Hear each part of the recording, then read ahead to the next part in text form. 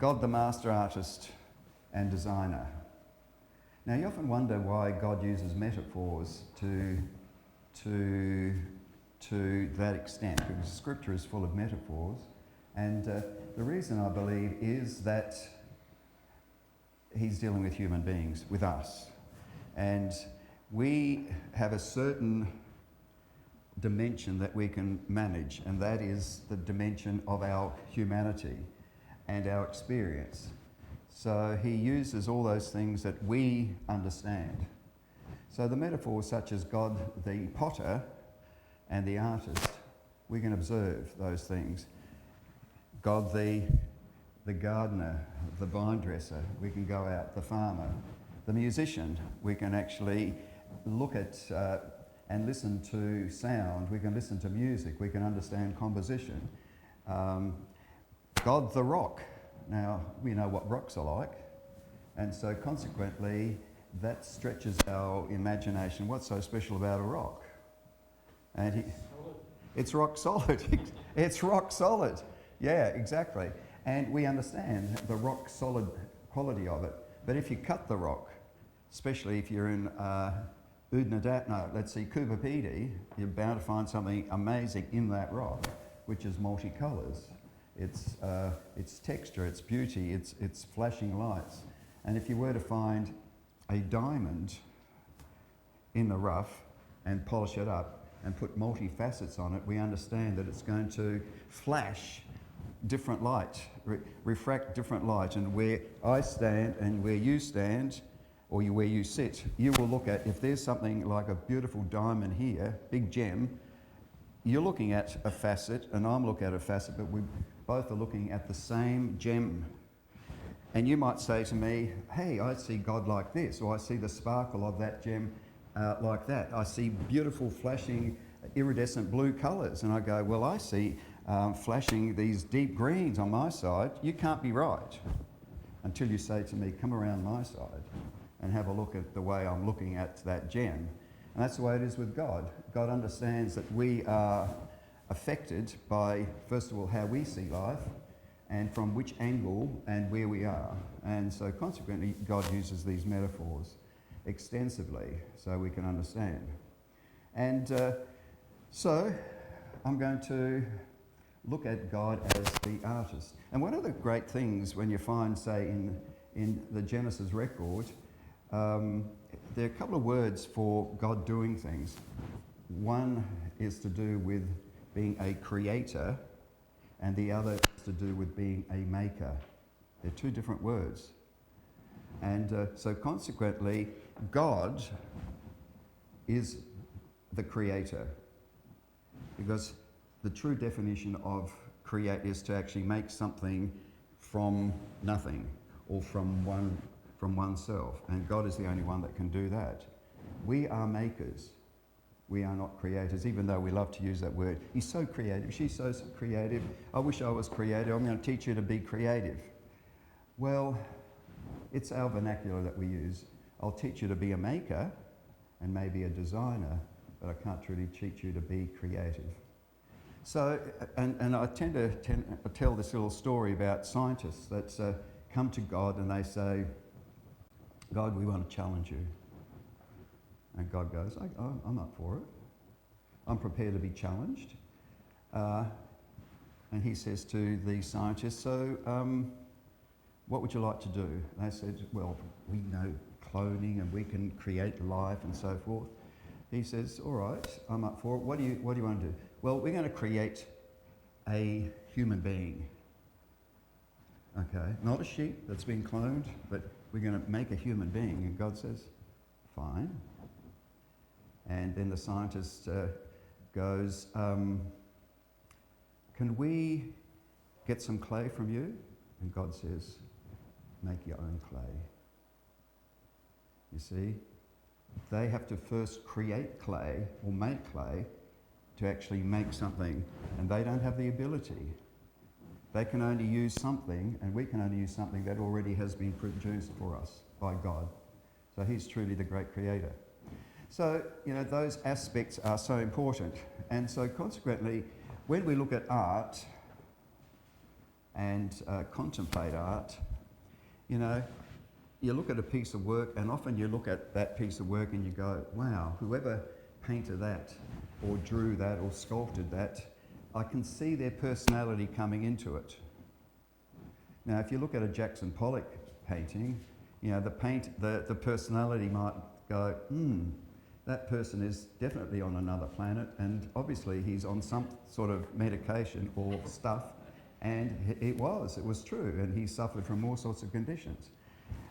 So it's evident. But when you look at a Hans Huyssen, and with some of, you know, the beautiful landscapes that he did in the Adelaide Hills, he really looked to capture God working in creation, and he tried to capture the light. He tried to capture the way the light moved amongst those gracious gums, and also the pastoral land. And when you look at the painting, not only do you see that he's trying to capture, you know, what God has done, but also you can see his own personality coming out, and the care and the observational powers that are coming out.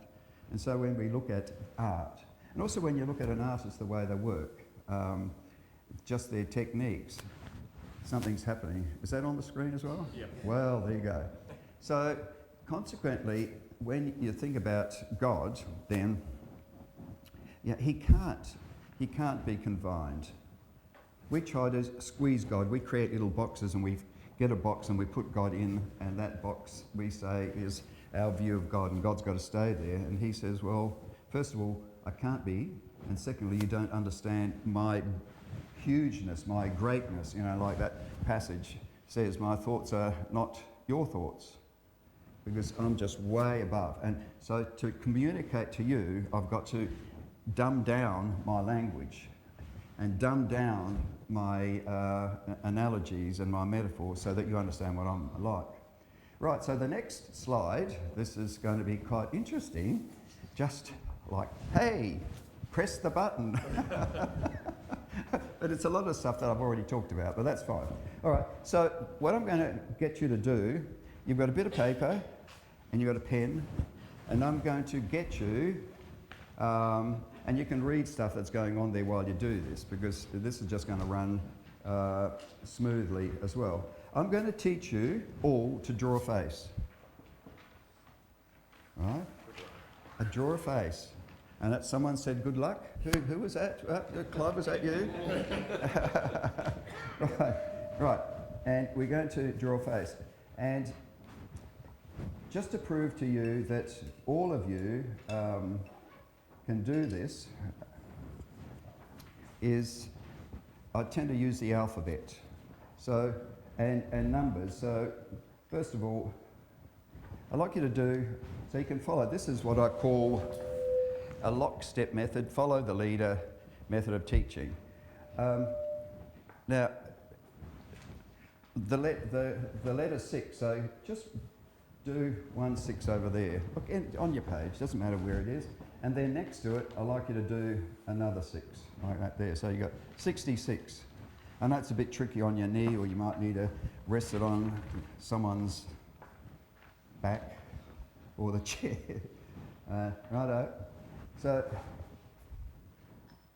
far so good, yeah? And then maybe a V on its side. You can already see what's happening, like, seriously, like, I mean, how easy is it? I don't have to go any further, you've already drawn a face, right? And then, let's do the letter C, or the C over here. Okay, it's a C. Sure. Look at that. Already, like, you're already artists. I know. Then, how about the letter O? So let's just put an O there. O, right? Letter O. And okay. And from here you can change. You can go lots of M's or curls or whatever. So, for instance, if you want something that's really sort of spiky, you can do something like that there. No? Something quite spiky. Someone's just had some sort of shock. You know, that's it. Spiky. And just to join the whole lot up, you can sort of from here, you can do something like that there, one line there. Yeah. And once you've done that line, you can do another one, say from here, like so. And maybe something like that there. Yeah, look at that. And maybe a shoulder across like so. And if you want to put a couple of eyes over there. And so you've drawn yourself a crazy face, someone who's had some sort of shock at that time. Now the beauty of this is, once you've got that simple formula, you can change it any way you want. You can vary, so you can vary all of this. So you can change the hair to curls, you know, so you can really curl it around, and suddenly you see everything change. Then you put some curly, and maybe it changes from some crazy fella to a sort of a curly permed haired lady. I wonder who. All right, and just that circle, just by giving it a smile, you can just go like that and do maybe a little something like that there over the top. So cross like that and do a little M over there, and so you've got yourself someone who's quite a chirpy person, all right? And if this person has glasses, well, quite easily you can just draw a circle around there, and just a little hook across there. And suddenly you've got one with glasses, yeah. Okay, how good is that, see? So consequently, using that formula, you can just vary it. And if I said, let's try, later on you can turn it into long hair with pigtails. So if you wanted someone sort of more with pigtails, and you can sort of add pigtail-y type of aspects to it as well, and you've got this chirpy girl with glasses, pigtails, and then start adding a whole heap of extra bits and pieces. So next time someone says, can you draw a face? Instantly say, no problems, I can, easy. Like, what sort of face would you like? Do you want an old face, a bald-headed man? Do you want it with a moustache or a beard? You can start adding all those things. You just use that formula and just keep on going. And it's quite a lot of fun doing stuff like that there. Right, now, what I'm going to do is I'm going to paint a landscape for you, probably in about 20 minutes, 25 minutes for you. So when you watch the way an artist works, usually, and this is not me, but usually they know what they're doing, right? So they know what exactly is going to happen. But the beauty of art is that it's unspecific. You don't have a total understanding of what the end product's going to be, because you tend to improvise a lot. It's probably improvising, you know. If you're in a jazz and you're improvising with a group, you're just listening to the other person, and you just move in and move out, and it's like dancing, you know. You move in and out. If someone's a terrible dancer, well, you tend to trip all over the place, but you're still dancing in the weirdest way possible, right? So with painting, it's different to design. Design has what we call a design brief. I'm going to design a ballpoint pen, and it's going to be blue ink. And that's real loose. But if I actually came up and it had red ink in there, the person that I was designing for would sack me, because it's not true to design, right? You've just messed up. I wanted blue. So you've got a specific thing. If it's craft is based on a range of traditional methods. So you follow a series of methods and you use a series of tools, and gradually you know that it's going to be functional usually, and it's going to have some form to it as well. So these chairs, you know, you've got form and function. The form is what it looks like, and the function is, well, when I sit in it, does it keep me up and I can sit in it? If the function doesn't work, then the designer's got a major problem. Right? Sometimes function is more important than form.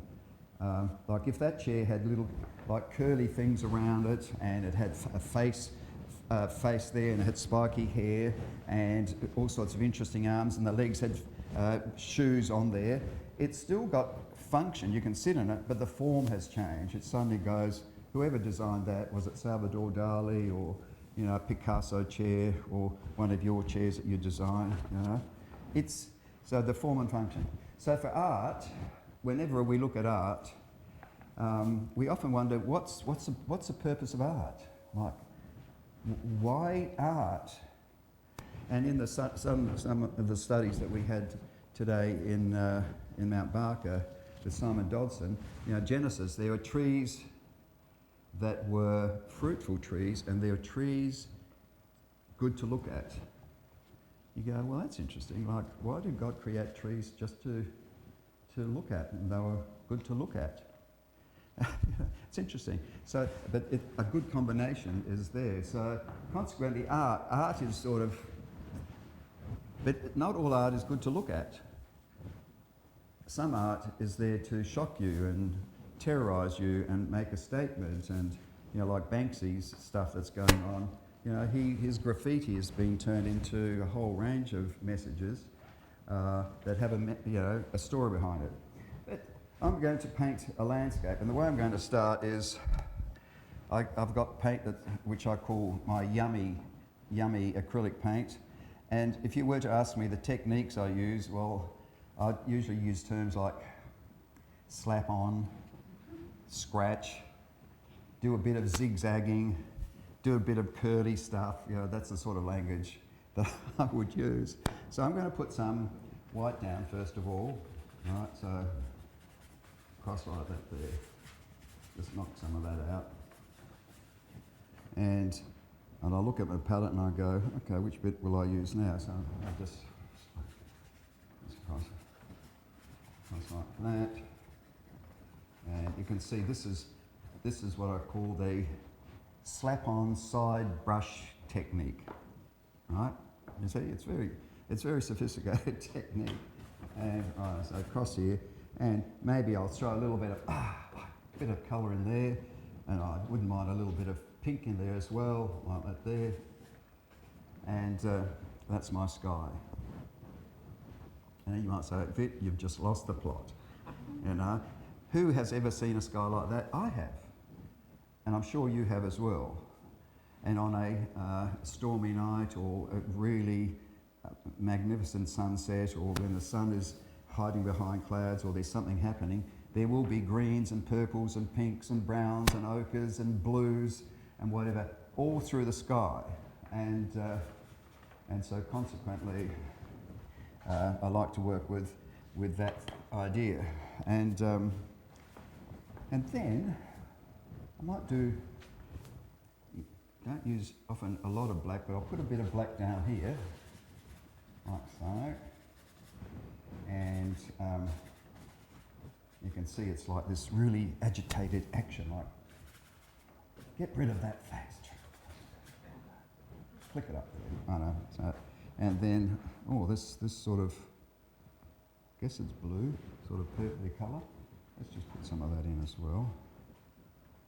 Cross like so. Like so. And something up here as well. A bit of purple, maybe over here too. See, I've got a bit of space up there. Let's just knock that bit out as well. While I've got purple, I'm just going to throw little dashes around the place. Oh dear. Yes, well, there you go. That's so far so good. Yes. Why did we ask Vit to be here? I don't know. Like, he's having some sort of strange conniption. Right. Okay. So now let's throw a little bit of browns. across here as well, a bit of lighter colours across here as well, like so. And a bit of light stuff over here, and a bit of this nice, yummy, browny, ochre, whatever colour it is. Don't ask me to give me technical terms. It's like, yeah, sort of orangey, browny, that sort of a creamy, browny, ochre colour. That definitely is yellow. Someone said, "Are you colourblind?" And I'd said, "What, me?" Well, actually, I am colourblind, but subtle colours. Subtle colours. Like if the lights are turned off, if the lights are turned off, I don't see any colour. But if the lights are dim, then a lot of the subtle colours, like red and green, there's an overlap. And what happens is my eye starts to see the in-between shades. So the subtle greens start to move into the pink layer because the red is now layering over the top of the green. So I'm starting to see pinks. So when Anna used to say, "Why did you choose that colour to paint the wall?" I said, "Well, it's a really soft shade of sort of really pale green." She said, "Pink." I go, "What? It's not pink." All right, now, so that's just a little bit of insight into the workings of my brain. Okay. So you can see I'm just sort of dabbling and doing a whole range of stuff. So more stuff over here. And I'm just going to fill up this orangey area, throw a little bit of lighter colours through here, maybe across over here as well. And just put a whole heap of stuff down. Okay. Now by now, like some form of landscape is emerging out of there. It's somewhat jumbled and a bit crazy, but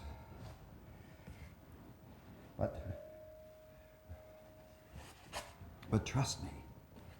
Do you trust an artist? Well, I don't know. But this one, I'm begging you, trust me in what I'm doing. It should gradually. That could be a road. It could be. Hopefully it will be, but here we go. And let's just keep adding a bit more across here, and some colours that I'm missing. I reckon I should throw a bit of orange somewhere, because I do love orange. Let's just put some of this stuff over here, and a bit of this over here as well.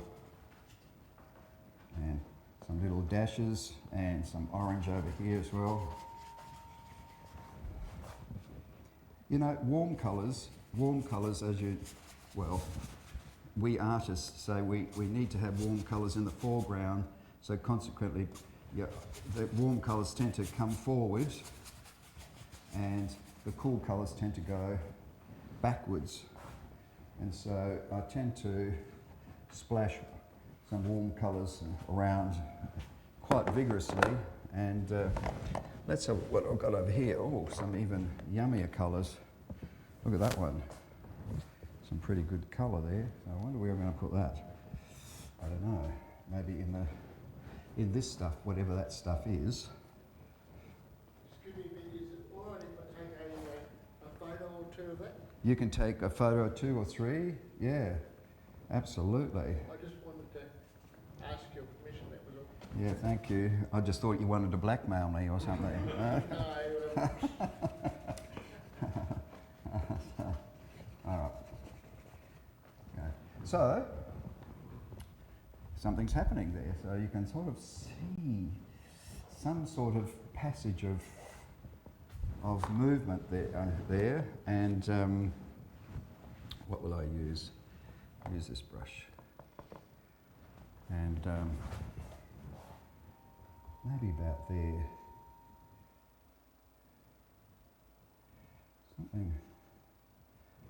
Something across, something like that there, maybe something across here as well, like so. And let's just do a bit more something over here. Just like so. Right, now, you might think, well, what could that be? It could be a house. The chances are it is a house. It could be a house, right? So, okay. It could indeed be a house. Let's just sort of have some more lighter stuff across here. And because we've got this crazy sky happening there, let's just put a bit of light across here. And more little squishy things. All right, so let's just see if we can do something like that. Now, how's the time going? Oh yeah, I've only been going for about 10, 12 minutes on the pattern. What to do. Well, what I'll do is I'm going to start using some magic stuff. This is opaque Indian ink and a fine brush. And this is where you go, wow. Now you watch what happens.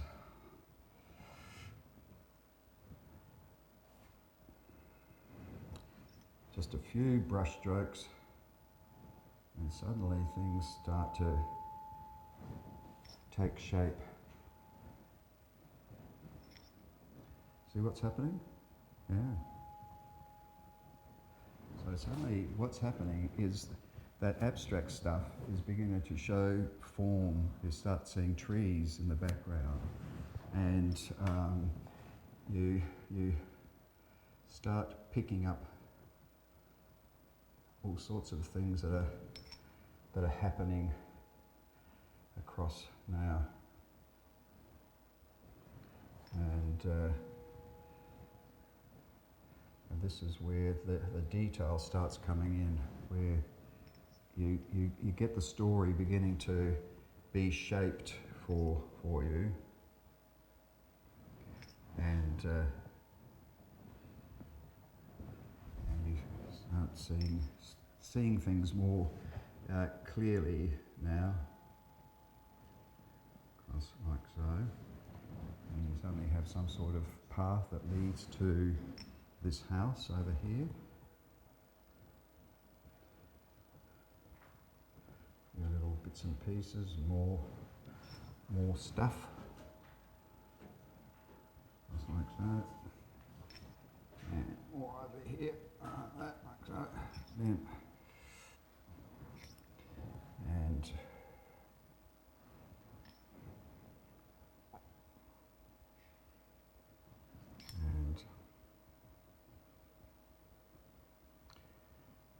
just like so. You can start seeing detail happening now. Yeah? Yeah, everything is beginning to take shape, and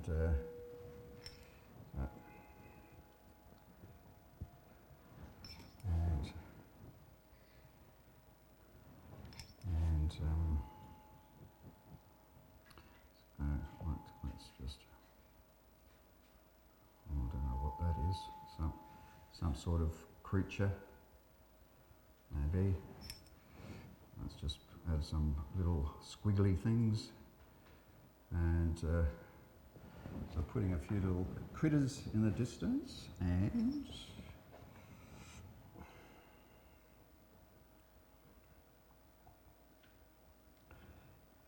more, and then something over here. Okay. So, the story is happening. It's beginning to take shape now.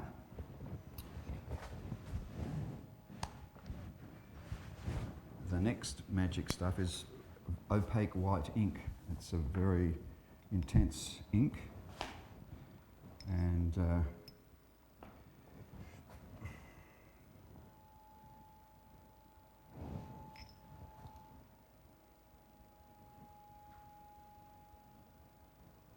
start adding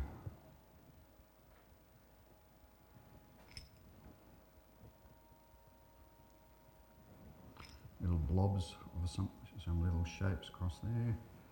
More things across like so. More trees.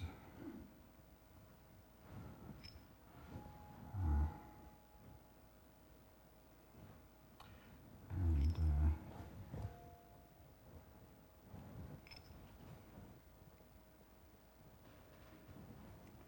like that. More stuff up here.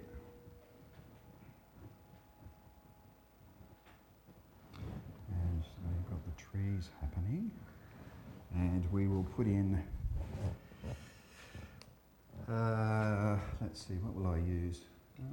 That one.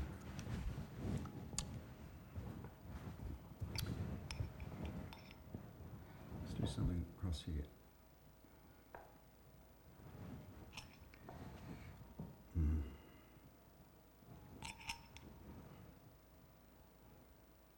Across like that.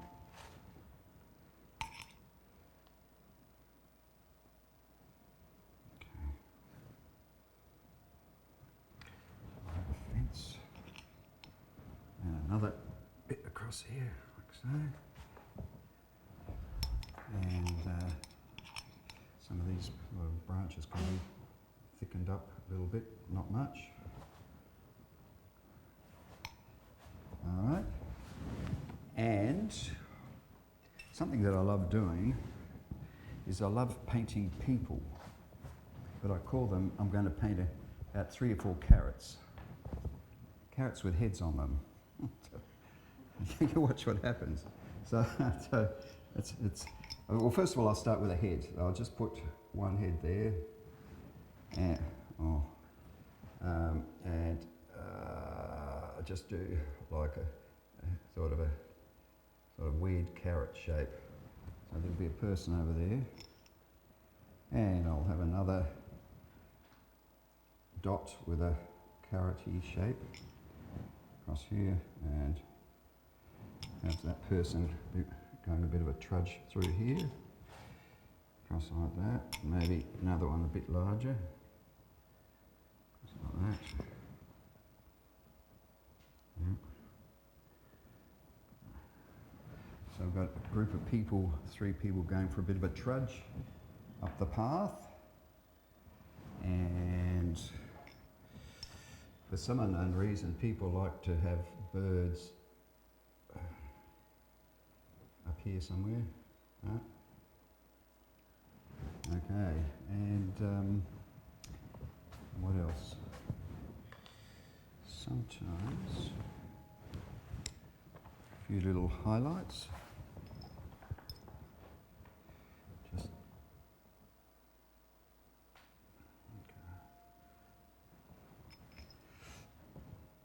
yep, just a bit more little extra details across here as well, and maybe a few more of these little, whatever they are, could be little sheep or something,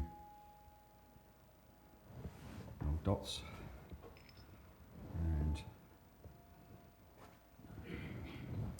and usually what I tend to do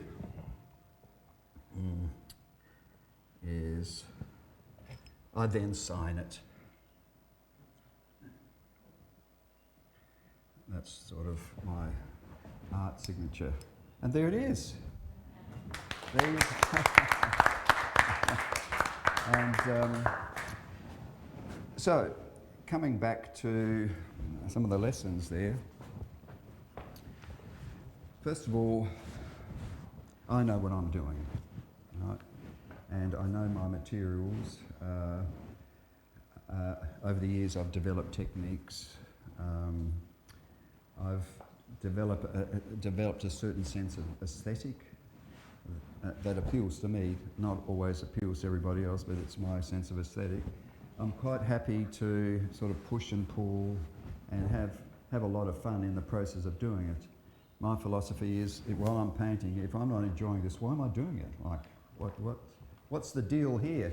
With some of my classes, I take an adult class on a Tuesday in Mount Barker, and it's called Loosen Up with Art for Seniors. And the whole idea is I want them to sort of just loosen up and have a lot of fun, which they do.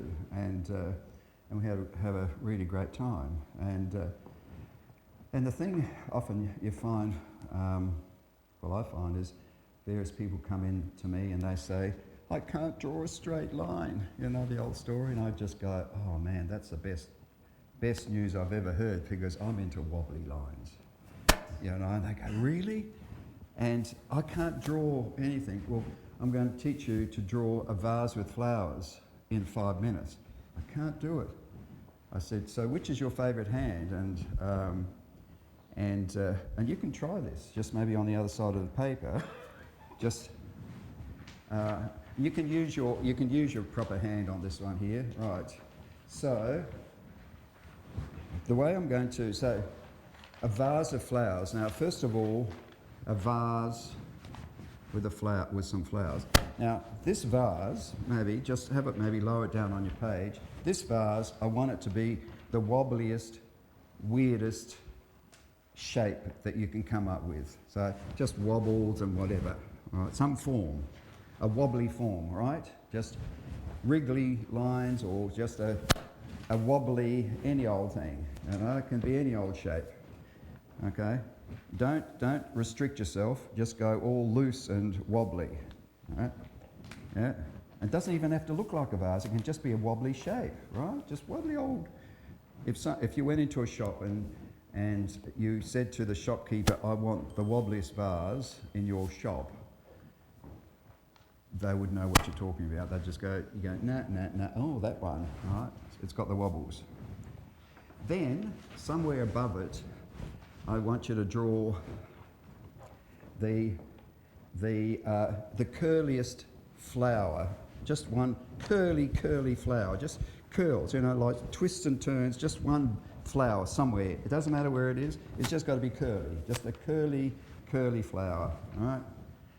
All right, just curls, keep it loose, don't think too much, all right, keep it loose. Then next to that curly flower, I want you to put a flower that's all spiky, like a spiky flower. You know, like it's got things that are sort of going everywhere. Spiky flower. Righto. And then next to that,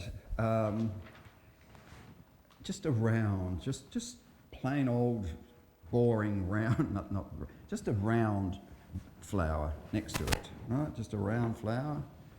Okay, and then leaves. One side, say on the left side, let's have a sort of a loose sort of, let's see, like an arc-shaped leaf with underneath it have little curly bits. So like an arc and some curly bits underneath it. Just a leaf, just a big leaf of some sort, right? Just a curly old leaf, that's it. Looking good, yeah, look. And on the other side, let's do 3, just like what you imagine a leaf could be. You know, the standard, like, yeah, you know, like that there, or whatever you think a leaf should look like. Do 3 leaves somewhere, either on the other side, just 3 leaves. Any shape, all right, any shape. Okay, and so, when you look at your drawing, and what I usually do with some of my classes, I then get them to colorise it. I want you to now use totally weird colours in the flowers. One is just all colours everywhere in one, and the other one just plain yellow, and the other one is a red, and the other one's got little dots and spots on it. And then the vase, I want you to have little squiggles and colour in it as well, any old colour. And by the time they finish, they just go, wow, this is like seriously fun, right? And all the bit, I can't draw a vase of flowers. I just say, well, what have you done? Yeah, but it's weird. I go, yep, it is. Did I say anything about it not being weird? Did I say I want something that's, you know, tight and formal? No, I want something that's loose and weird and fun. And you did it. And if you were to compare each one is totally different, even though I've given you a set of instructions. And that's the beauty of too. We've got our creator. We are all unique, and to actually look at our neighbour and go, yeah, you know, well, my drawing is far better than your drawing, you know. And the other one goes, I wish I drew like you because you are so good. Yeah. I tell a story, and here's just just closing off with a story. I tell a story about the birth of twins. And this is when I teach people to, say, draw or feel uptight about what they should do. I say, twins are born, and one of the twins is born a camera. You go, yeah, that's a bit weird. Camera, like camera. And the other one that's the twin is an emotional bubble. Camera, emotional bubble, totally different. One snaps shots, and the other one is like, don't come near me, in case I'm going to blow up. So now, these twins grow to be 12 years old, and they come to me and they say, I need to go to Paul Duke, to the dentist, I need some oral surgery. And I say, good. When you do come back, I'd like you to somehow illustrate for me your experiences at Paul's surgery. I go, yep, love to. Anyway, so what happens? They come back, all quite chirpy, strange enough. And I say, righto, now I want you to just go and do stuff. And an hour later, they come and show me, and they go, look at this. And I look at it and I go, and this is a camera, and it's like in detail. Every little gadget and all the masks and the glasses and the nurses, just this, and everything is in detail, like she's taken a snapshot. And I go, wow, that's good. And the other twin comes and shows me the work, and I go, wow, so you were attacked by Martians. You went to the same dentist? Yeah. And so what's that there? Oh, well, it's a death ray. And it's about to absolutely zap me. And what about the nurse? She looks, she was really like me. And so she looks like some hench woman, and she's got these sharp teeth, and from the mouth of this girl there's scream marks, the tongue is wobbly, and there's purple stuff everywhere. And I go, didn't you just go to the same surgeon? Yeah. Paul. I went to Paul. So what's the difference? And the difference is they perceive life differently. And also when it comes out in the way they express themselves, so in art, they express themselves totally differently. Now the next question is, as a teacher, for those of us that have taught, and those now you can visualise, you have to give it a grade. Which one gets the A? You see the problem? And the problem is not a problem because both get the A. And you actually present that to the class and say, okay, now you're going to assess this? Yeah. So which one gets the A? And they just have no idea which one. But we're all in between. We've got the whole grade. So some of us a bit of this and a bit of that. But the situation is, when we start looking at each other and going, oh, look, that person is better, or I wish I was like them, because we are what we are, okay, and the other way around. And again, ecclesially, we're all different, and we know our capabilities. Sometimes we don't. We're all parts of a body. We know all those analogies.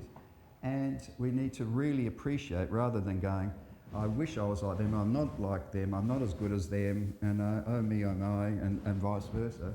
And just appreciate each other. So, lessons from art. For me, I can sort of visualise and I can move into it. I love colour.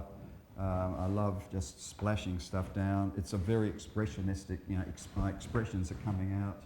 I'm not particularly worried about where the next brush stroke goes. Whereas students that are really highly realistic tend to get very worried, and then they actually freeze up, and then they don't want to do anything because they can't actually capture God's reality. Of course you can't. When you realise that, you can loosen up and you feel so much better. So, with those lessons and the PowerPoint, which basically, this is better than watching PowerPoint anyway, and basically it was more of the theory stuff that I sort of covered as well. So, leave it to you. Thank you very much. And I can tell that you enjoyed it because you're still awake, and by your smiles as well. Thank you so much.